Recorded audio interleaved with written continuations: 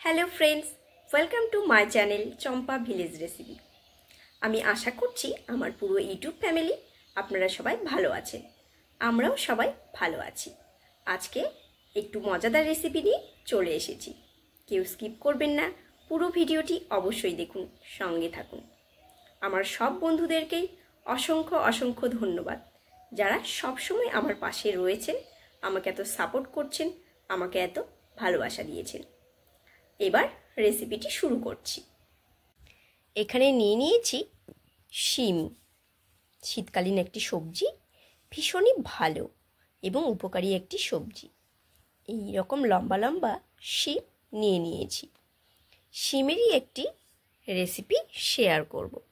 কেউ স্কিপ করবেন না, পুরো ভিডিওটি অবশ্যই দেখুন। প্রথমেই এই শিমগুলোকে ঠিক এই রকম অবস্থায় আমি ছুরির সাহায্যে এইভাবে কেটে নিচ্ছি।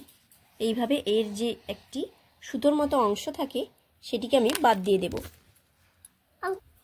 এক পাশের সুতোর মতো অংশটি তুলে নিয়েছি, আর এক পাশেরটিও এইভাবে তুলে নেব।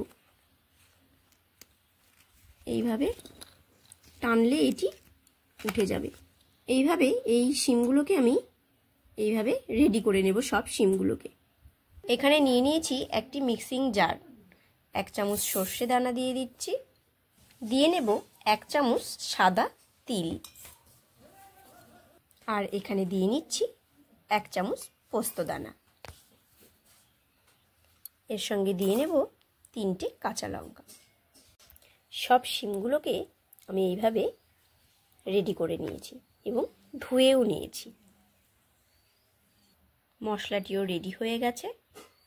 কড়াই বসিয়ে দিয়েছি, একটুখানি তেল দিয়ে নিচ্ছি।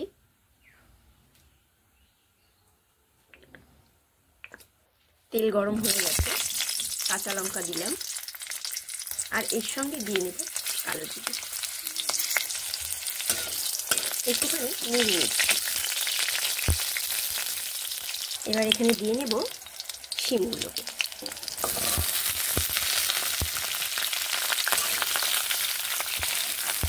শিমগুলোকে বেশ ভালোভাবে ভেজে নেব।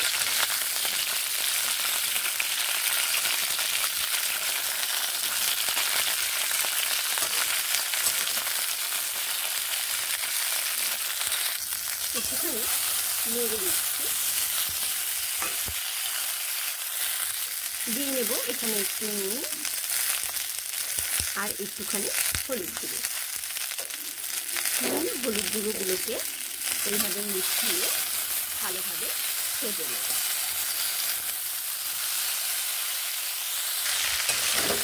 একটুখানি নেড়ে নিচ্ছি। নেড়ে আমি এটাকে ঢেকে ঢেকে ভেজে নেব শিমগুলোকে। শিমগুলো আমার ঠিক এইরকম ভাজা হয়ে এসেছে। এখানে আমি কচি এবং একটু বীজ সহ শিম দিয়েছি, মিক্স করে দিয়েছি। এবার এখানে আমি অল্প একটু জল দিয়ে নেব। খুব অল্প পরিমাণ জল দিলাম। জলগুলোকে মিশিয়ে নেব। জল মিশিয়ে একটুখানি আমি ঢাকা দিয়ে দেবো। এখন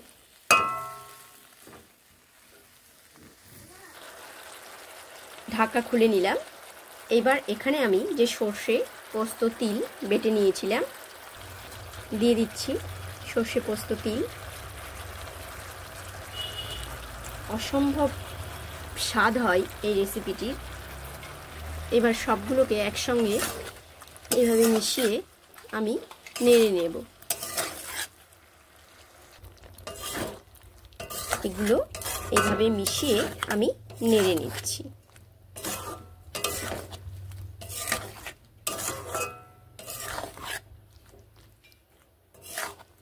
একটুখানি জল দিয়ে নেব। খুব বেশি পরিমাণ জল এখানে দেবার দরকার নেই। কয়েক সেকেন্ড ফুটিয়ে নেব। এখানে আর 30 সেকেন্ড মতো এইভাবে ফুটিয়ে নিলেই এটি রেডি হয়ে যাবে। 30 সেকেন্ড পর আমি এর ঢাকা খুলে নিলাম। এখানে দিয়ে নিচ্ছি 2টো চেরা কাঁচা লঙ্কা আর দিয়ে নিচ্ছি একটুখানি ধনেপাতা। এইভাবে মিশিয়ে নিচ্ছি।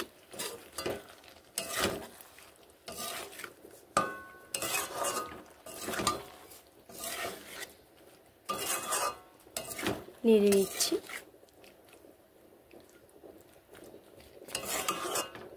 এবার হিট বন্ধ করে 10 সেকেন্ড ঢেকে রাখব। আমার শিমের এই সর্ষে পোস্ত রেসিপিটি রেডি টু সার্ভ। এটি কিন্তু খেতে ভীষণ ভালো লাগে, গরম গরম ভাতের সঙ্গে খেতে অসাধারণ। রেসিপিটি ভালো লেগে থাকলে একটি লাইক ও কমেন্ট অবশ্যই করবেন। সবাই ভালো থাকবেন, সুস্থ থাকবেন, আনন্দে থাকবেন। আবার দেখা হবে অন্য কোনো রেসিপির সঙ্গে। ততক্ষণের জন্য বাই।